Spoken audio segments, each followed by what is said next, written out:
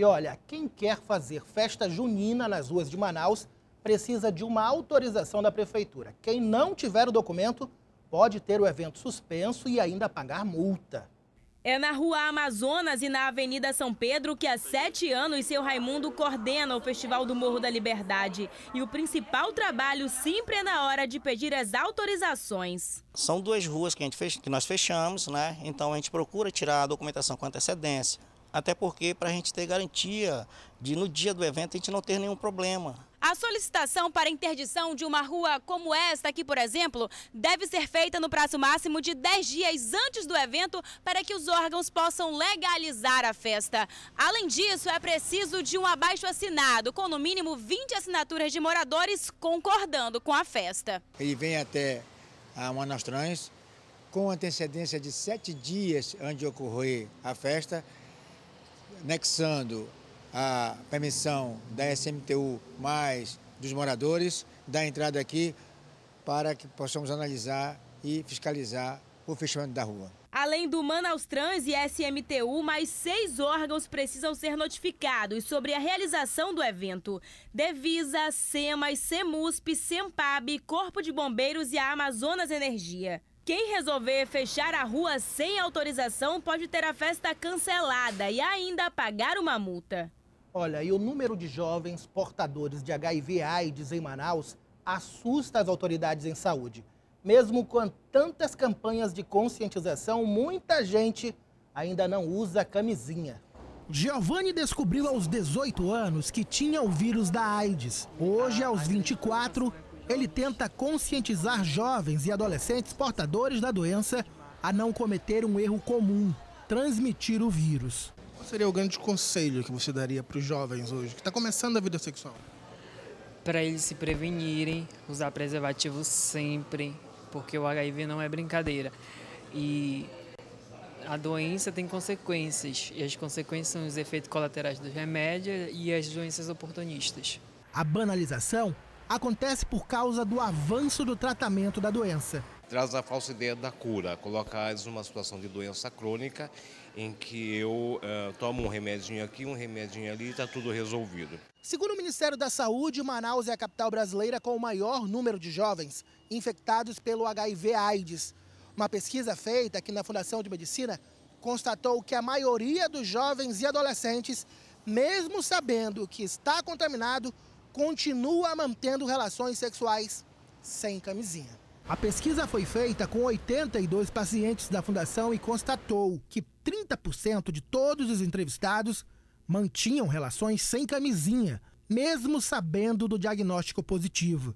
Outra informação preocupante é que a maioria das pessoas confirmou que faz sexo oral sem o preservativo. Todos esses números refletem no aumento da quantidade de jovens infectados com menos de 18 anos de idade. Só em Manaus, quase 2.500 casos de HIV e AIDS estão registrados. E quem pensa que os homossexuais são os mais atingidos está enganado. Na amostra teve bastante heterossexuais e, inclusive, de outros municípios fora de Manaus. Então, realmente, é um cuidado que se deve ter no estado todo e não só na capital. A prevenção é simples e não custa nada. Todas as unidades de saúde do estado distribuem gratuitamente a camisinha. Manter relação sexual sem usar o preservativo é assumir o risco de ter que passar o resto da vida tomando pelo menos 3 medicamentos iguais a esse. Os antirretrovirais, eles aumentam a sobrevida, melhoram muito, mas esses antirretrovirais eles já têm muitos efeitos colaterais, como uma má distribuição de gordura no corpo, que nós chamamos de lipodistrofia, e também aumento de lipídios, triglicerídeos e, em consequência disso, aumento de doenças cardíacas. E para quem se arrisca, um alerta. Apesar dos avanços da medicina, a cura para a doença ainda não foi descoberta.